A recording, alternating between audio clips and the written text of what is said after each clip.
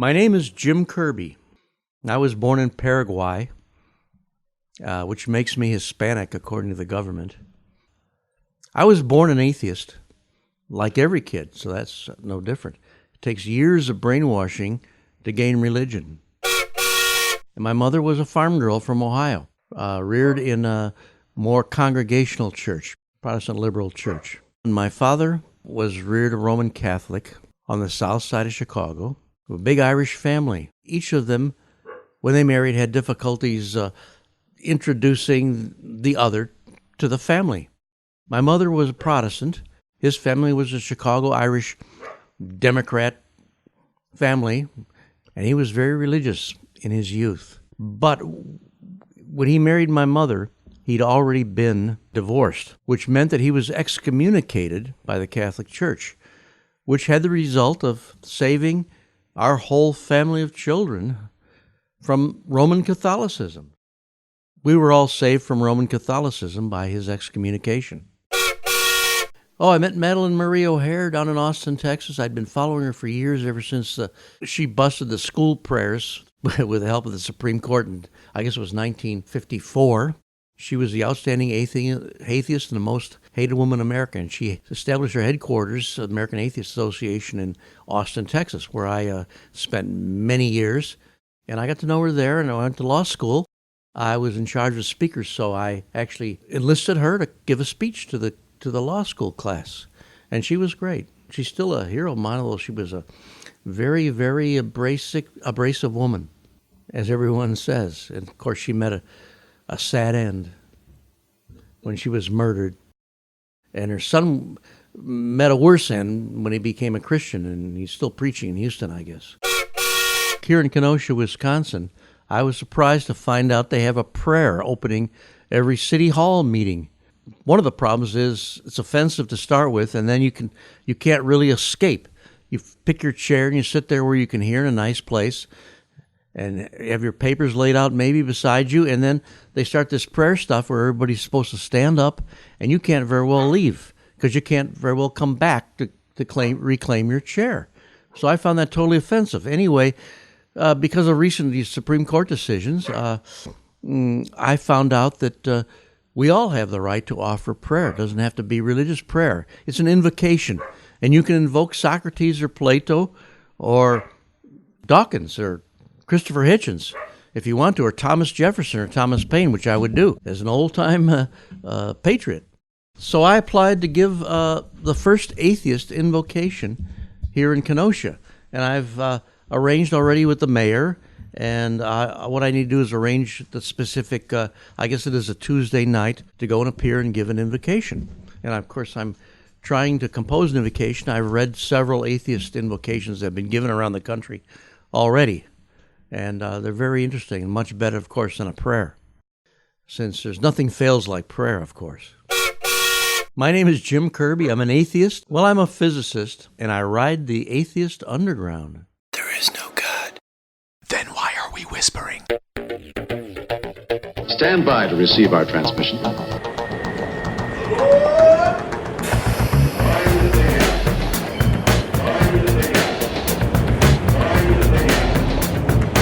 Logic clearly dictates.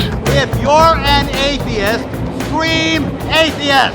I mean, but what is an atheist? An atheist is someone who doesn't quite believe that there is somebody out there, some God out there. Well, then to me, you're an idiot.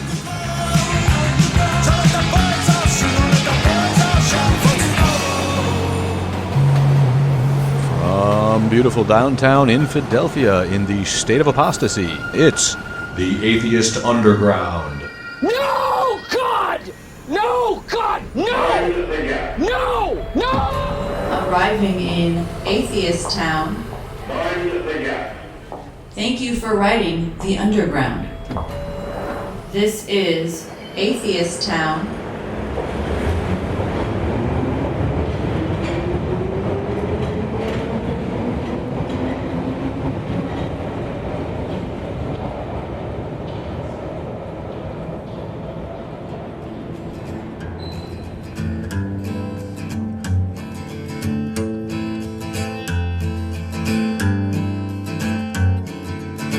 Dear God, hope you got the letter, and I pray better down here.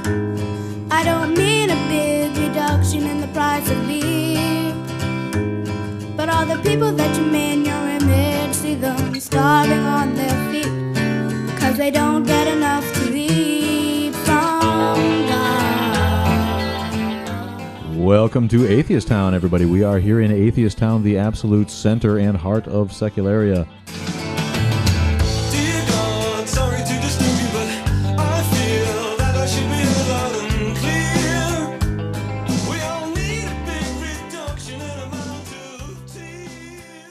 Unemployed cable guy Jason, who is, when you say the word atheist, who's the number one atheist you think of? Who comes to mind first? Well, I think it's still Richard Dawkins for me. And then it's like Twitter and, oh man. He's kind of a dick, but that's still, Richard Dawkins is still the guy that comes to mind still for the me. world's top atheist. I think that's probably who I would pick. What do you got to say there, Melanie? Me. You? Me. You're the ambivalent atheist. I am. You do not qualify. Pick another one. Seth Andrews. All right. That's pretty good. In America, he might be right up there with a couple of the big ones, right? Yeah. Right? And he's got a cute little puppy dog that he just adopted. So, I mean, there's that too. He is an animal lover. Linus, right? He's all over it. I'm pretty sure. Is it Linus? Yeah. No, it's Linus. Does he name his animals after peanuts? You blockhead Charlie Brown! Is that what No. goes on? I remember there was a rat dog. He had some bad luck with Well, pets. Rat Dog was a nickname. Two dogs go down like very close together, unfortunately. I am the god of hellfire, and I bring you fire. I take you to burn. Notre Dame burns. What do you guys think about that? My favorite Twitter after was someone who's so smart they used the phrase "after the aftermath." After all the aftermath, this young woman said on Twitter, after all the aftermath, the cross and the altar remain unburned. Yeah. How can you not So did the believe in God? entire. Yeah, The it's like, candles weren't melted in that The entire photograph. Fucking interior. fire didn't go there, you fire, twit. Right. It was on the roof, It's- not on the inside. Right. I looked at that picture. I'm like, okay, well, there's candelabras that are standing perfectly there, and then there's candles in those candelabras that haven't even melted. So obviously, that's not where most of the damage was taking place. And So- is she implying that God didn't care about a different part of Notre? Why would he let a fire start there at all? The cross if is the a place sign. meant anything to him. Yeah. Yeah. He only wants to protect the altar. Fuck the spire. What's the Mysterious dankest meme? ways. What's the dankest meme you saw related to Notre Dame? I'm not really a meme guy. I'm a little I old didn't for that. see any. Well, the ones that pop up in my, if it comes Yeah, on my I'm- notification, I'll see it. And what did you get? I got one that said, when the Paris police show up looking for your child porn stash. Oh, no, I take it You back. try to burn. I did see one, and someone said they chose a new pope. Or a new, With the smoke. right. I thought it was a little tacky, but it was also funny at the same time. It's all tacky, isn't it? I mean, if there were people who were really like gloating about that, it's terrible. Right. I mean, it's a historic building. And at the end of the very last episode I mentioned, to me, it's like we lose a piece of all of us. Henry VI was crowned there. I mean, what? It's just they may as well put gates around it and make it a museum. Yeah, it's something that's so old you can't even fathom how old it is.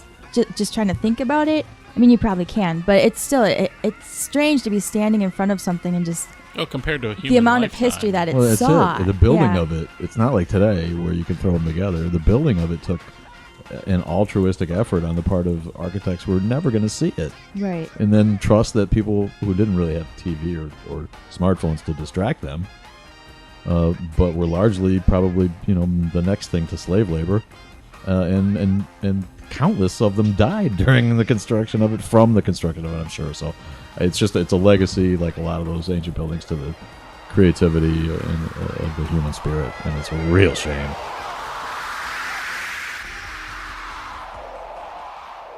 Catholics still suck, though.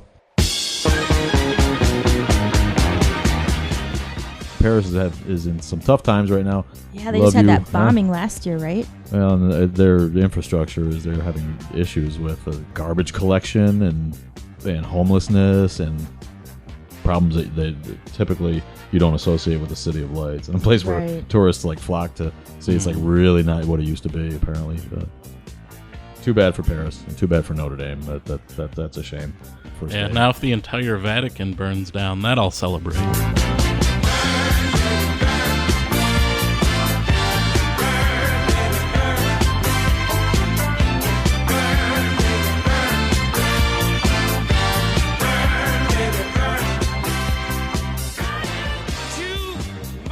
We read the story about Pence, which cracked me up. He's losing ground among his own people. This in the Post the other day. Taylor University, I'll go through it. Vice President Pence, an evangelical Christian, has imparted graduation advice to a narrow slice of American students, those gaining degrees from religious colleges and military academies. Carefully screening these audiences has not inoculated Pence from backlash. However, 2 years ago in South Bend, it was already. More than 100 students of a few thousand earning their degrees walked straight out on him as he began to speak. And that's Notre Dame. That doesn't surprise me because there's going to be a lot of students there that are, liberals, not Christians at all. And even Catholics don't generally agree with evangelicals. Right. Because evangelicals think the Pope is the devil anyway, so. And Catholics have accepted evolution, so nobody can quite get it straight. The latest sign, it says here, that even Christian colleges are not safe spaces for Pence came last week when Taylor University, an evangelical school in rural Indiana, announced that Pence would speak at the commencement ceremony. As a former governor and congressman of Indiana, the vice president has a home state advantage at Taylor. Mr. Pence has been a good friend of the university over many years, said the school's president, calling the vice president a Christian brother whose life and values have exemplified what we strive to instill in our graduates. This is how these people think of him. They think he's just an angel, and they want him to be president so bad. Not everyone at the non-denominational school, whose mission is challenging each generation of students to integrate faith with learning and follow Christ's calling, is enthused about Pence's planned appearance. As became clear this week, a Change.org petition, go find that, find the Change.org petition and sign it, asking the school to rescind the invitation, had garnered nearly 5,000 signatures. That is so awesome. Some are pledging to withhold donations. Not my Taylor, not my Jesus, one signer wrote. Inviting Vice President Pence to Taylor University and giving him a coveted platform for his political views makes our alumni, faculty, staff, and current students complicit in the Trump-Pence administration's policies, which we believe are not consistent with the Christian ethic of love that we hold dear. Now, that's a strong statement. It really is. And Buttigieg, and I don't know how to say that right. I'm never going to not call him Pete. Mayor Pete is how he's going to run, and probably when he's president, that's how they'll know him. He's an impressive guy, this guy. He called out Trump for not being a Christian, for saying, how can people think that this hypocrite is a Christian? That's just not what I learned in church, and yada, yada. So this now, from students who are basically echoing the same kind of sentiment. There is no Christian morality in the homophobia and bigotry that people like Pence display, and his yearning for a country of Christians isn't even playing to the Christians that are coming up. These are good kids. As I say, they're dreamy-eyed Christians. They want to be good people. They want to follow the teachings of Jesus because they think it's a good way to live a life, and they do not think that hating on their gay friends because they're gay is appropriate. And the thinkers that are promoting this kind of agenda are going to end up moving themselves out of power precisely because they are out of step with the times, and it's going to catch up with them.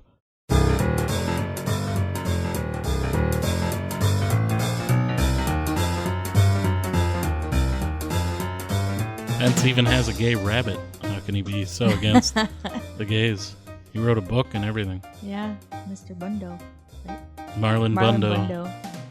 So how can a man with a gay rabbit hate the gays so much? Call in and tell us. Well, Franklin Graham got behind him. He stood up for him. Well, of course, that piece of shit. That whole family, Lindsey Graham, they're all just Christian zealots. They don't give a shit as long as you're going to push their theocracy. That's all they care about. Well, and that's what... and I'm glad their dad is dead. Whoa!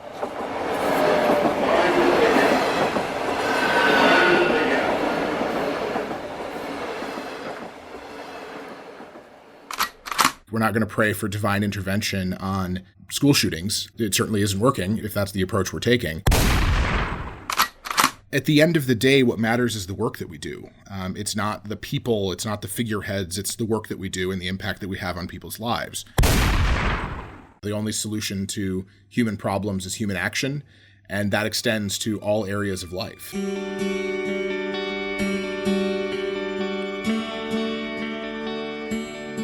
We are with Nick Fish. He is the fairly new president still of American Atheists, and he is joining us from Cranston, New Jersey. That's correct, right, Nick? It's Cranford, actually. Cranford. Don't want to besmirch some other poor town with the presence of the dirty atheists, right? We want to make sure that we're besmirching the correct town with our presence. Cranberry, Cranford, Cranston. Yeah, right. Cranberry would be a nice change of pace as well.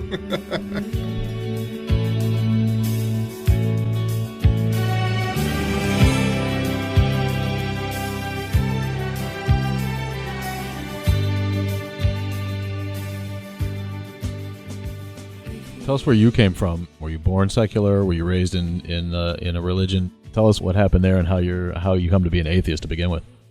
Yeah, I was born and raised in Michigan. I'm actually an adopted kid. My birth mother was I think 16 or 17 when I was born, and put me up for adoption.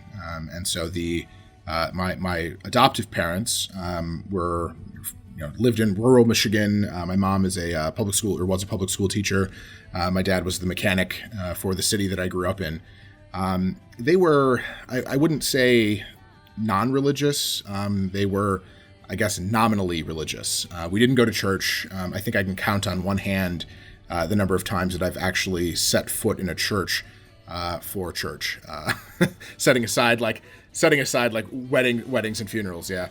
And so, but they let me choose my own path and figure out where I felt I belonged in religion. They didn't push me in any one particular direction, which I give them great credit for. I attended some of the religious youth groups and whatnot that some of my friends were parts of, and didn't ever really find a fit. And I think I personally was a secular person. I don't know that I would have called myself an atheist until maybe college, but I certainly wasn't a believer. So I think I probably met the dictionary definition of atheist long before I ever used the word, which I think is probably true for many of us. So that was my upbringing. And then in college, I think I found the vocabulary and the philosophical underpinning to actually articulate what it was I was feeling. And yeah, since then, that's sort of been the way that I got here to atheist.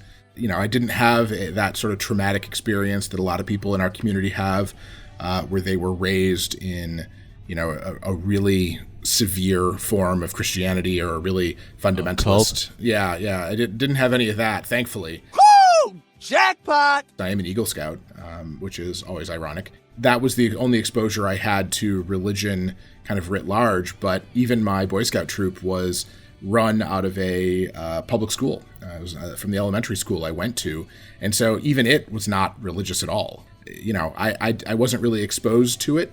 That's an experience that I can't speak to in the way that many people in our community can, that I haven't personally been exposed to, that I don't know how that feels to lose that really strong community centered around a church. I don't know what it feels like to be shunned from my family because my religious views changed. I don't know what it feels like to worry about getting kicked out of college because I no longer believe in God. And so that's an example of why I think it's so important that we're identifying people and then elevating those people and giving them a platform and a microphone to tell their stories so they can connect with the broader community that's out there. This is a nice fish, but a nice fucking fish. Tell us how long you've been. I know you were with American Atheists for some time before you became the president. How long have you actually been with the organization? Yeah, I've been actually with American Atheists since November of 2012. It was right after the 2012 election that I moved up from Washington, D.C. To New Jersey to start working with American Atheists. Before that, I was actually with the Secular Coalition for America for about a year and a half. And I had worked in politics and general sort of issue-based advocacy before that as well. But I've been now with American Atheists for it'll be 7 years at the end of this year, so quite a bit of time. And then became president back in September of last year. So I guess that puts it at, a little over half a year. But it's still, feels relatively new. It's certainly a change of pace. Now, you say you came from politics? Yeah, I worked on the 2008 presidential election down in North Carolina. I actually ran a voter registration and voter contact office in Raleigh, North Carolina, registering voters for the first month while we were down there, and then switching to voter contact to get out the vote for Democratic candidates in North Carolina. And then that election, we actually won the state, so we were pretty pleased with our performance. We were all amazed that could have happened in North Carolina, to be honest with you. Well, we didn't know that we'd won until, weeks after. It was on election night, like we sort of knew we won the election, but we didn't know if we had won the state. And so I remember sitting there crunching numbers, trying to figure out if we were actually going to pull it off. But we didn't really figure it out until the very last minute. Well, how old a guy are you? I'm 33. How do you go about, getting right into working for one of these national atheist orgs? It's sort of a different line of work. Yeah, the thing that people have to keep in mind is there is no one path into the organizations. You just have to. There's a combination of luck and being in the right place at the right time and having a certain set of skills that lend themselves to working within this community that really translate to the broader political landscape, but also the broader nonprofit world. Things like communications and press outreach, but also things like development, fundraising, knowing how to put together a membership program and to do emails, having digital marketing background, having a policy background. There's no shortage of paths into things, and there's not any one right answer, and that I think is sometimes frustrating for people that they want to contribute, but there's only so much work to be done in the professional side of things, or rather there's too much work to be done and not enough budget, I suppose, is the better way of putting it. So unfortunately, we have to rely on volunteers for a lot of what we do, just simply because we don't have the resources that the other side has. We don't have an endless fire hose of money coming in from our backers. We don't have, the religious right fundraising machine giving us tens of millions of dollars every single year. The combined budget of all of the atheist and secular organizations is less than the total budget of just one of the larger religious right organizations. Well, that's not fair at all. I think the easiest way for people to get involved is to be active as a volunteer first and do what you can in that capacity and build skills. Because organizing, especially doing field work, building communities, organizing people isn't something that you really learn in college. You can certainly learn some skills that are applicable in college, but a lot of it is just stuff that you have to do. And so, there's no one answer to that, unfortunately. I would just advise people to get involved however they can and build from there. Give us the short story. There's been a few atheists in charge of American Atheists over the years, and some of them have been larger than life personalities, and some of them have run afoul of public opinion in one way or the other. So this latest thing is nothing new to the larger scheme of things. What are you allowed to say about it? Well, we think we recognize that for a lot of people, my predecessor Dave Silverman was an instrumental part of what got them out of religion and what atheism meant to them, and that's that's fine, and we should acknowledge that and celebrate that, in fact, because any more atheists are always a good thing. But at the end of the day, the board has certain expectations about the way that leaders in our community, and I think we as a community should have expectations about the way that people comport themselves. And, Dave freely admitted that he made some mistakes and had errors in judgment. And that's what happened. And, we had some concerns that were brought before the organization that the board was able to review and took a look at things and said, we're not comfortable moving forward with without a change in leadership. And that's what they did.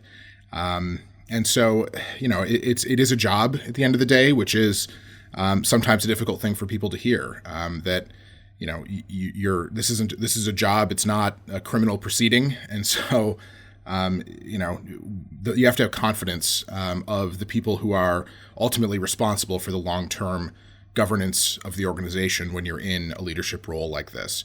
And he simply didn't have the confidence of those people anymore. And that's again, it's a difficult thing for people on the outside and for people who aren't fully up to speed on everything that happens. But I think that trying to pretend that one person can possibly speak for all atheists is a fool's errand. I think that having people in leadership roles is a really difficult thing sometimes when you're trying to build an inclusive community that fully represents everyone. You can't have any one person that speaks to all those people. And so the way that I'm approaching this moving forward is elevating people with unique experiences that can speak to all the different parts of our community at different times, because that's what this is about, is building a movement that both reflects the people who are already atheists, but also building a movement that brings in the people who don't yet call themselves atheists. And there's no one person that can be that single unifying person. It's just not how this is done. And so that's why what I'm doing and what this organization will do is put a human face on not just this organization, but on the members and the people who make up our community. So people can see that, that this community can represent them. I, as as you alluded to earlier, a relatively young white guy from the Midwest, can't possibly speak to the experiences of large chunks of our community. And so what I have to do is find people who can speak to those experiences and give them the microphone and give them the platform. And that's how we're going to do it moving forward. Who are we looking at? You brought it up, so tell us who those faces are that we can that are. I'm part of that same problem where we want to be involved, but we're all just so damn white. Everybody that people see publicly is just an old white man. How do we, who are those up and coming young people of color, ethnic people, foreign people? Who are the next generation of movers and shakers that aren't white guys, man? Well, that's part of what we have to do the work on, is identifying those people, and that's what we're doing right now.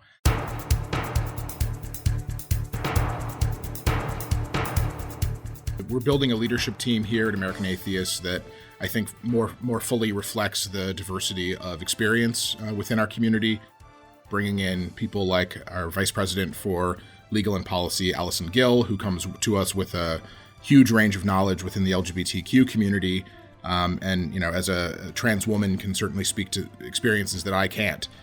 We also have our Vice President for Programs, Debbie Goddard, who comes to the organization with just a wealth of experience on organizing, building community groups and whatnot, who can speak certainly from an experience as a Black Jewish woman who went to a Catholic school in Philadelphia, a wide range of experiences that I simply don't have access to, unfortunately. And so that's just the leadership team. But I think that it's important that we're recognizing and elevating people, not just who work at American Atheists, but also people who are on our board, people who are volunteers within the organization, and, community people within the organization that are everyday people. At our conference in Cincinnati, the theme that we wanted to highlight was what we were calling everyday activism, the little things that all of us do every single day, or that all of us can do every single day, to break down stigma, break down preconceptions, and actually put a human face on atheism.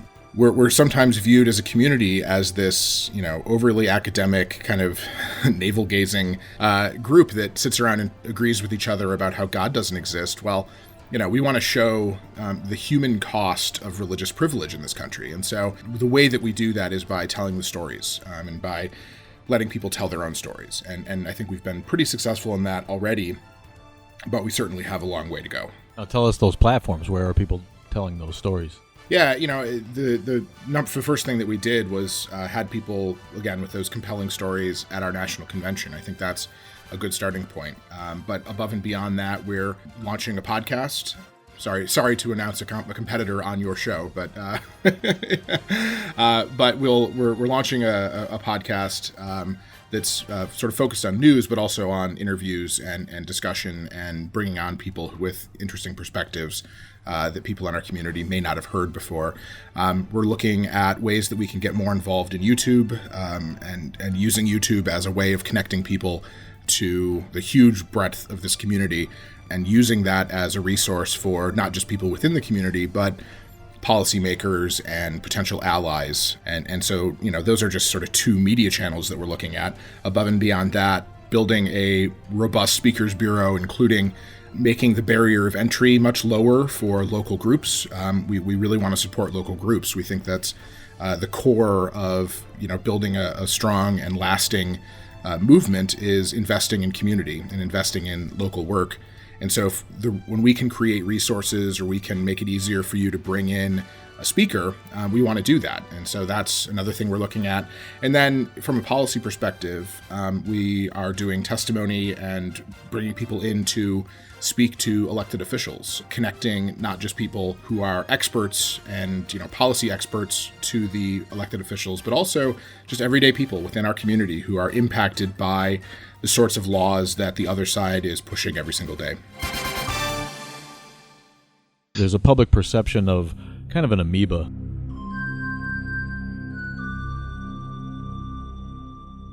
Out there of these different orgs, and what do they do, where do they fit in? Freedom from Religion Foundation obviously launches lawsuits almost exclusively for separation of church and state violations. AA does some of that, I know. The AHA does some of that, but you guys also do other things. Secular Coalition is the lobbying. You know what I mean? Is AA's role as clearly defined as that? Is it as wide-ranging as all the things you're talking about, plus the lawsuits, plus more? Tell us where you see AA in that larger pantheon of bigger groups. Yeah, it's a really good question, and something that we've started to dig in a little bit more on, because I don't know that it was very clearly defined previously. I think the best thing we can do is find our niche and sort of own it.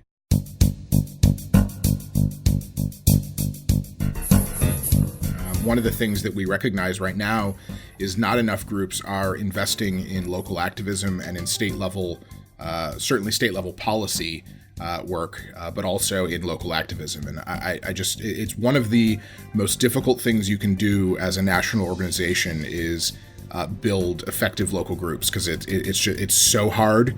It's everything is so diffuse. You can't possibly have staff members in all 50 states, without having a budget of hundreds of millions of dollars. And so where we're at right now is identifying the ways that we can support local activism effectively. That's, I think, the key part of this is what actually works, because we don't have good data on a lot of this.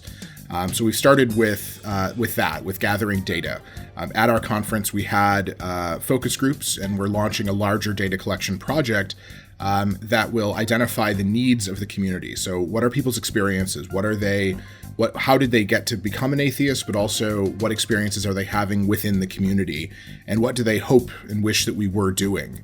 And what do they want us to be doing? That hasn't really been done in a robust way by American Atheists or by really anyone else in years. And so we need to start there. We need to start with where we're currently at. So that's number one. Number two is, again, investing in local activism, because it's the only way we're going to get anything done for the next few years. We know that the federal government is going to just be a lot of kind of playing defense, and we're going to continue doing that. But our primary focus is going to be on states, because some of the worst areas, the places where we have to play defense the most, are in a number of state legislatures. But in some of the places, some other states, we can actually advance the cause. We don't just have to sit back and play defense. We can put in place or change the law to remove religious exemptions, for example, from vaccine requirements. We can remove religious exemptions from child marriage bans. We can remove religious exemptions from civil rights laws. And so, these are places for us to actually appreciably make people's lives better, not just prevent it from getting worse. And then on the final point of that is on the litigation.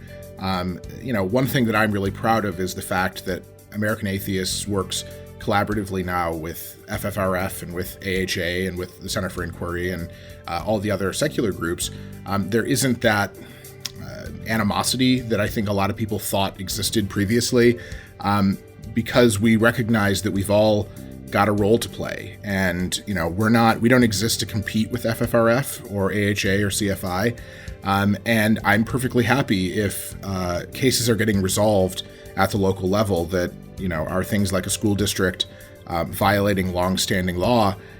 If AHA sends a letter or FFRF sends a letter or we send a letter, it got fixed, and that's what matters, is that a student isn't being discriminated against, and so someone's life has improved. As long as that's happening, I'm not gonna lose sleep over whether it was us or it was FFRF. And so FFRF has carved out a really great niche in handling that sort of constituent service type litigation, and so American Atheists will continue to do a good bit of that, but we're not aiming to compete with the volume that they do. That having been said, there's certainly some differences in the way that we would approach what we would call impact litigation. So we're always looking for opportunities to advance our cause in the court system wherever possible, and not just play defense, because a lot of these smaller cases are playing defense, just reinforcing and defending existing law. We're looking right now for ways to move the ball forward, not just stop the encroachment on our rights.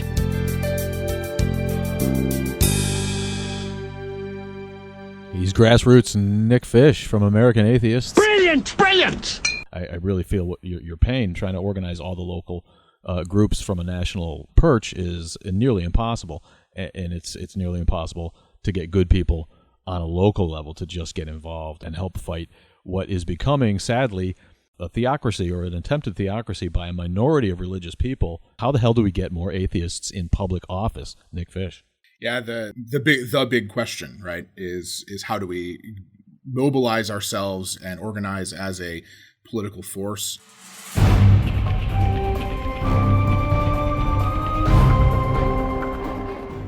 I think one of the things that we have to do is just be more visible, be more engaged, and sort of lead off with, hello, I'm Nick Fish and I'm an atheist, and here's why I care about this issue.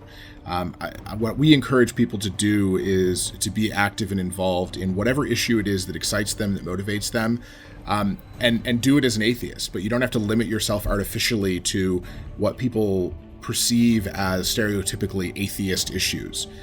Talk about whatever it is that interests you, because that's the only way that you're going to really find excitement and get out of bed every morning to go do that work.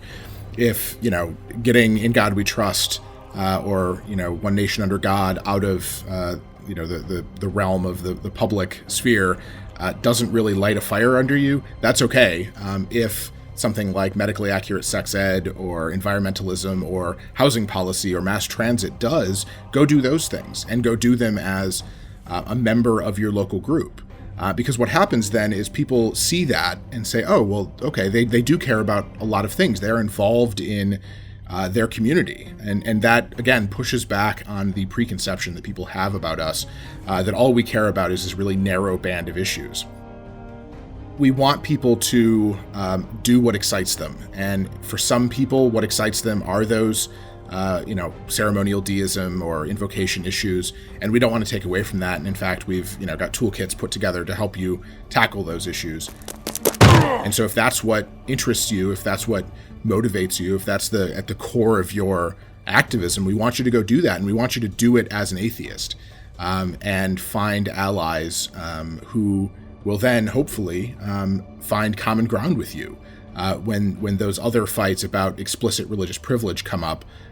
You've made allies who will stand with you for that fight as well. You've got your thumb, right on the pulse of what's going on. I think that's the new wave, is just to have people be okay being out and talking about the fact that they don't believe, instead of sitting quietly in church next to their loved ones for for their sake, and then being who you are. It's odd to me. As old as I am, I've lived through all the coming outs, and the fact that it's more mainstream to be gay in America than it is to be atheist is absolutely stunning in the first secular nation.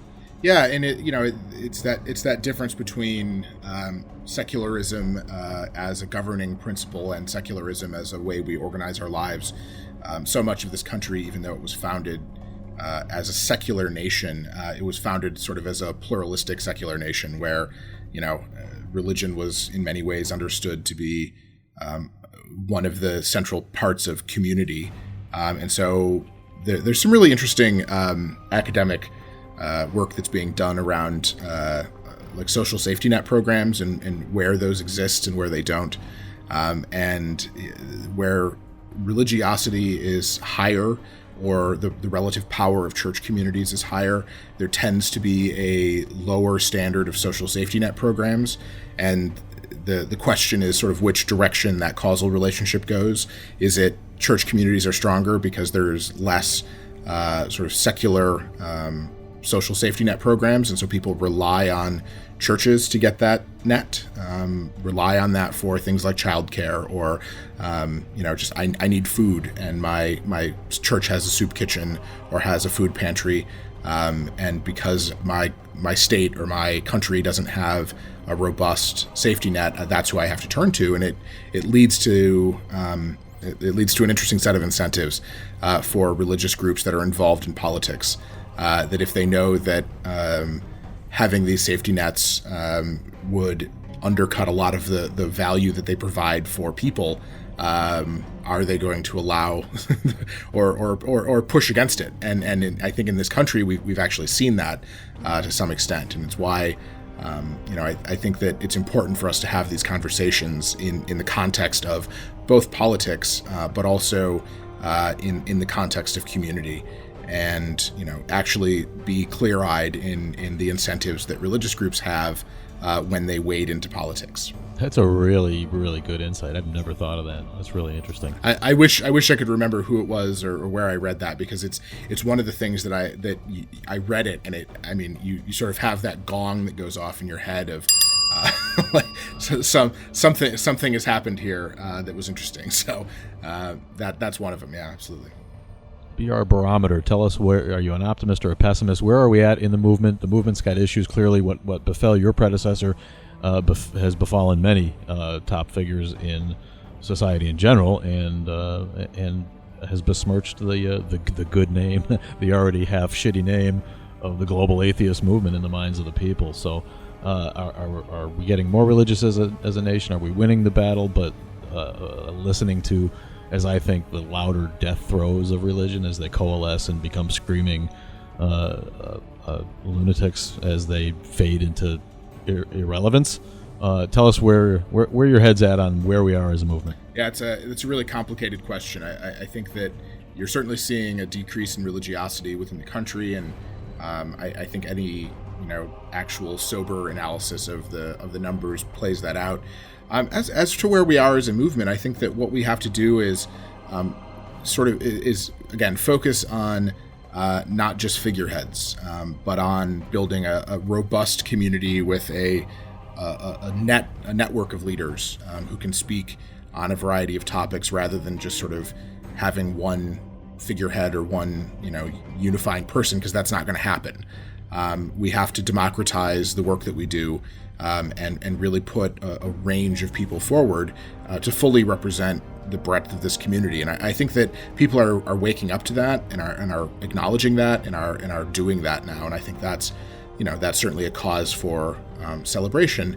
But it's difficult. This is hard work. It's hard to organize any group of people. It's especially hard to organize groups of people who are inherently suspicious of anything that smacks of religion in any way. And for some people, those sorts of community groups, no matter how you structure them, smack of religion. And that's unfortunate, because it makes it very difficult for us to have any sort of lasting political power, or to live out our lives as social animals that we are, when some of us don't want to have any part of that. And so that's a struggle. But that having been said, I think on balance, am probably an optimist. I know that it might not sound like it all the time, but I'm a realist, but I'm also hopeful. I think there are some really fantastic leaders coming up within this community. I know that there are a lot of leaders coming to this community from other social organizations or social movements who can bring unique perspectives to bear so that we can really do more to represent all atheists in America. Nick Fish, thanks so much for joining us. Yep, good to talk to you. So long, and thanks for all the fish.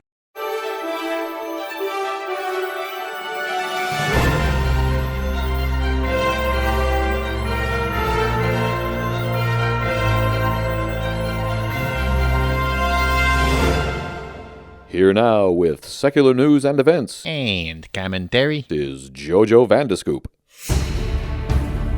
The Missouri House passed a bill recently that would give public schools the ability to teach courses on the Bible. The Republican-led House passed the measure in a 95-52 vote, according to the Associated Press. Classes teaching the Bible would be offered in the state as electives, not requirements, according to the bill. The bill would also require Missouri education officials to develop clear guidelines and standards for offering courses on the Old Testament and New Testament. So what do you think? Missouri schools offering courses on the Bible? I don't have a problem with it. It's an elective. It's not a requirement. But as always, I think if you're going to have a course on a religious text, you should include all of them in the class. I don't think they're going to have any courses on the Quran anytime soon. If you're going to allow it for a Bible, you should allow it for the Quran, or Or if the Satanic Temple wants to offer a course on Satan, do you think they'll allow that? They're not going to be able to not to. It's going to end up in a lawsuit. I'm like Melanie. I'm not really against it. You know what I mean? One of the failings I think that I made as a parent, sort of indoctrinating my older daughter into atheism, was that she misses obvious cultural touchstones. And we all, whether you're an atheist or a secular person, everybody knows Bible stories that everybody understands and can refer to. And I kind of feel like my kids have missed out on that a little bit. So from an educative standpoint, I'm not really against it. Honestly think religious studies should be something offered because a lot of things are different between the churches. I don't think that it should be just the Bible. I think, do a whole course in like the religions themselves and what makes them different. I think Missouri is obviously trying to get Bible classes in the school. In their own way, they're kind of going down the right path, but what happens if somebody wants to have a class regarding a different text or a different religion, and then all of a sudden they're against it? Well, that's not right. Then that'll be a problem. And that's ultimately what they want, though, is the theocracy. Teach Christianity to our kids. Right. Put the Bible back in school. Nothing else, yeah. Then we won't have school shootings. Yeah.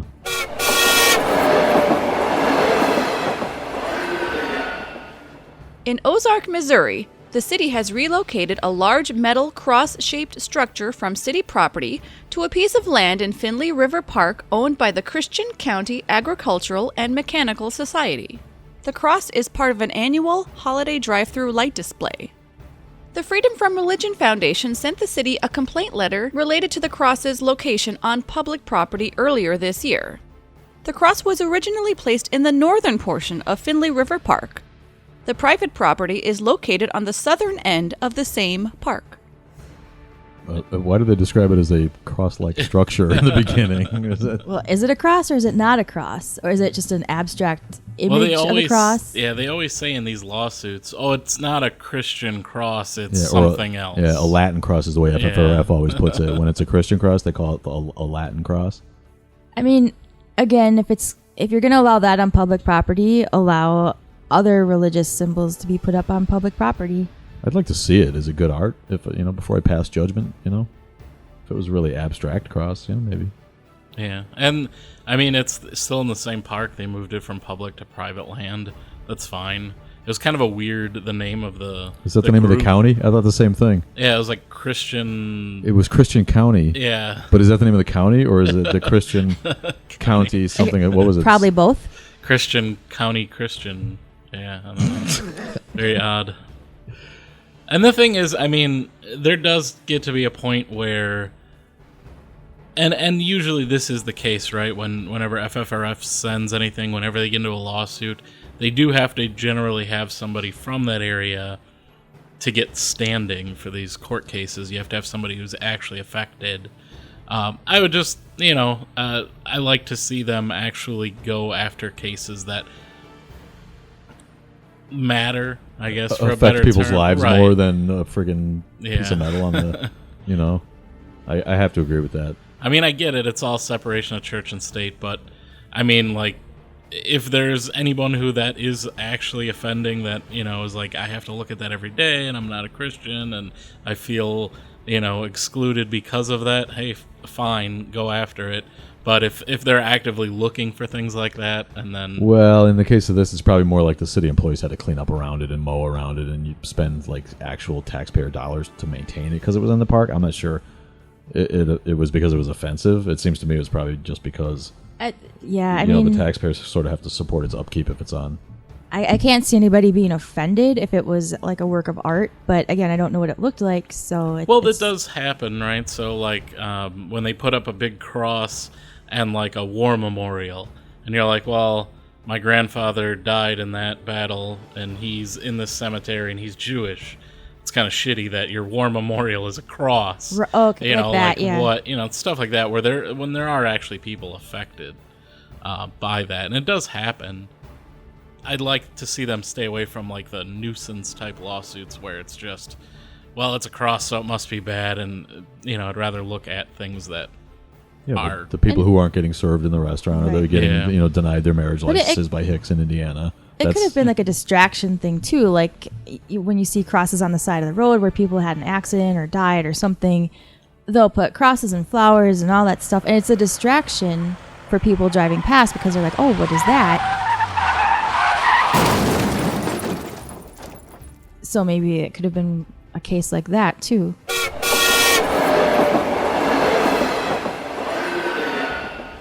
In Bangladesh, an actress was forced to apologize for a comment that could be construed as admitting to being an atheist. Safa Kabir, who has appeared in top Bangladeshi television dramas, told a private radio station she did not believe in the afterlife, saying, quote, "I don't believe in life after death. Actually, I never believe in what I can't see," unquote. Some took this as a rejection of Muslim beliefs in heaven and hell, and her comments went viral in the largely conservative Muslim nation. The 24-year-old actress later posted an apology to her Facebook page. She didn't get murdered by machete-wielding vigilantes, so that's one step up for Bangladesh. Because she apologized. I mean, imagine having to come out and apologize on Facebook for being logical. Well, I don't think you should have to apologize in general for something that you believe in. I'm kind of upset that she had to do that, although given the nature of where she is from, I understand why she did it. And I think this is where you do get into this conflict that we see between the right-wing atheism, which gets a lot of criticism for kind of focusing on Islam, but they can bring up things like this and say, look how much worse this is than, Christian nations. You do something like this, the backlash isn't nearly as severe, they're not quite as fundamentalist, which is true. The problem is that the governments are aligned with the religion. That's why we just had the separation of church and state issue, and I was kind of, we'll stay away from the nuisance law. Well, this is the slippery slope, right? When you start with the little things and then, people are more comfortable saying, well, this is a Christian nation, then the next step is anyone who says they're not a Christian, then they're the enemy, and things like this can happen. So it's definitely shows you the extreme of where it can go. And unfortunately, those Muslim countries, their government is intertwined with the religion, and that breeds these kind of extremists that can make things like this happen. My advice to her, move out of Bangladesh. Take your act to Hollywood. What are you doing in a country like that, right? She's got to have some talent, Yeah, some books. She's on TV. She can get a job even in India, for God's sake. Well, even after her apology, I wouldn't be surprised if she didn't lose her job. Well, it's going to just affect her income, I'm sure. Right. That's why she apologized, the bottom line. Not really that she Right. feared for her life, but that people are going to stop watching her soap opera. Well, or that they'll kill her. Well, that does happen. Exactly. And her family and Well, she's not a schmo blogger, though. I would imagine it'd be hard for somebody to get to her or want to murder a beautiful starlet, as opposed to just a dirty blogger who's denying God in a storefront. But you're right; she could die from that shit, and that's the real shame of it.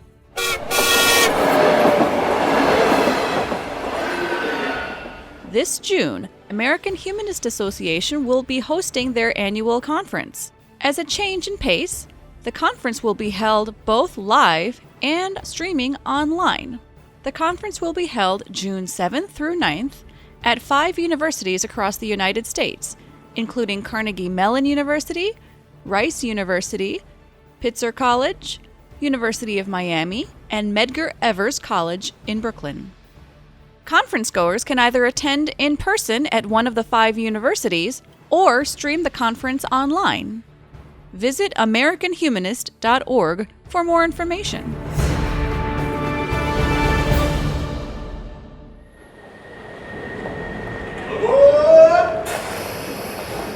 That's it for Atheistown. Thanks for joining us. I'd like to thank Nick Fish, the big fish at American Atheists, and all the fine folk who helped out.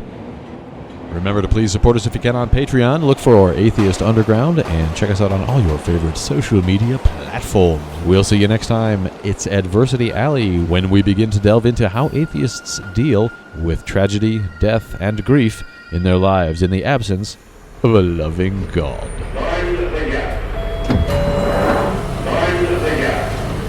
Next stop, Adversity Avenue.